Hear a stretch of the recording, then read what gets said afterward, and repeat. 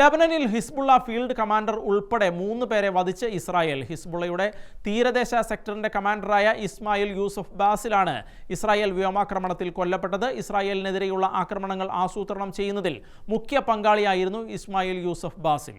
തെക്കൻ ലെബനനിലെ ഐൻ എബാലിന് സമീപം നടത്തിയ വ്യോമാക്രമണത്തിലാണ് ലെബനനിലെ ഹിസ്ബുള്ള കമാൻഡറെ വധിച്ചതായി ഇസ്രായേൽ സൈന്യം വ്യക്തമാക്കിയത്.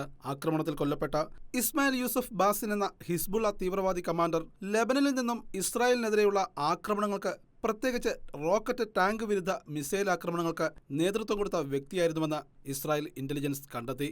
ഇതിനു പിന്നാലെയാണ് ഐൻ എബലിന് സമീപത്ത് വെച്ച് കാറിൽ യാത്ര ചെയ്യുമ്പോൾ ഇസ്രായേൽ സൈന്യം വ്യോമാക്രമണം നടത്തി ഹിസ്ബുള്ള കമാൻഡറെ വധിച്ചത്. ഇസ്മായിൽ യൂസഫ് ബാസിന്റെ കാറിന് നേരെ നടന്ന സൈനിക നടപടിയുടെ ദൃശ്യങ്ങൾ ഇസ്രായേൽ സൈന്യം പുറത്തുവിട്ടിരിക്കുകയാണ്.